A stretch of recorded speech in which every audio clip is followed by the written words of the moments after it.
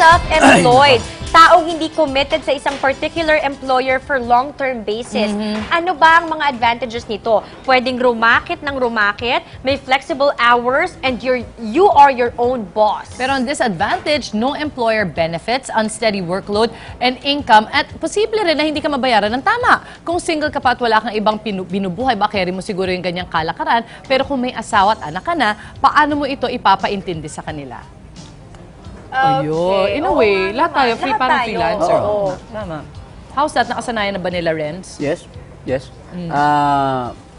Sinasama ko sila Okay. Once in a while, if kung pwede, yung wife ko, pwede ang anak ko, kasama ko sila. Para alam nila ano ginagawa ko. Right. Para alam nila bakit nagtatagal ako sa labas. Kung kunyari, taping. Diba? Usually, sasabi, bilis-bilis naman nilabas yun eh. Correct. Tagal-tagal mo doon. Hindi nila alam, ang Exactly. tagal-tagal pala. Yung show. Isang oras yung show, kakanta ako. Oo. Bakit ngayon ka lang? Oo. Yes. Siyempre, nag-antay ako. Oo. Marami munang kumanta. Marami munang kumanta. May ibang program pang Hindi nag-roll naganap. agad. Oo, hindi naman nagsalita agad pa si Mayor. Correct. Matagal yun. Matagal yun. So, mga anong tawag doon, meeting de avance. Babatiin niya syempre lahat ng mga ano. Oo, mga- pag nandun pala yung mga, constituents niya. pag nandun pa yung mga konsihal, kagawat, lahat Magsasalita yun, lahat magpapasalamat. Tama. Oo nga Yan. naman, ano. What That's about very, for you? yeah, it's very important na i-expose mo din sila sa trabaho mo para alam nila, aware sila. Pero sa akin naman, yung my son, he's 5 years old Naging training ko na sa kanya nung maliit siya kasi na-encounter ko sa isang website para wag magkaroon ng separation anxiety yung isang bata. Pag kahit nasa loob ka lang ng bahay, wag kayo masyadong laging magkadikit.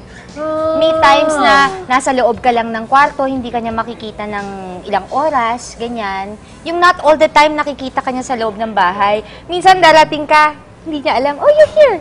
Akala niya, Akala niya nandun ka lang the whole talaga time. sa bahay. Saka, yun nga, pinapakita mo rin sa kanya na kung paano ka magtrabaho.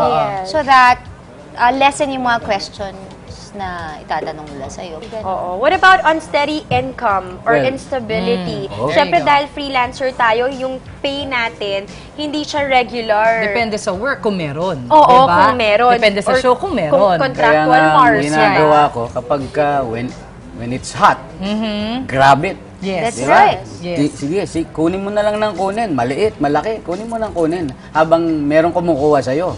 Kasi, pag ayaw na sa'yo, that's the time. Bakante ka na, nasa bahay ka na lagi. No? Diba? Naisip niyo ba kasi there was a time na talagang, wow, Renz, I'm sure hindi ka na natutulog nun. Yes. Kaliwat kanan, di ba? There was a time, Like, really. And it shows must and be nice to be concerts. able to buy many things Yes. also that you wanted to buy. Yes, of course.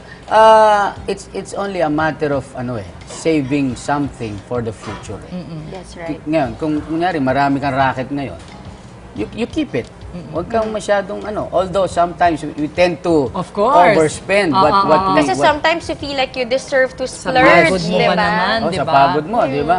Kaya lang, usually, pag may pamilya ka na, teka, bibilin ko ba to? Usapan na. Iba Iba na yung priority. priorities. Gusto mo to, pero You have to think first. kay ano na lang? Oo nga. Para kay ano na lang? di ba? Pang-paaral ko na lang to kay Bagets. Oo, di ba? nagiging iba na yung priorities mo talaga. Pag Nag-iiba you have talaga. kids. Like, nung dalaga ka, pag pumunta ka sa mall, hindi ka uuwi kapag Wala kang ka gabi.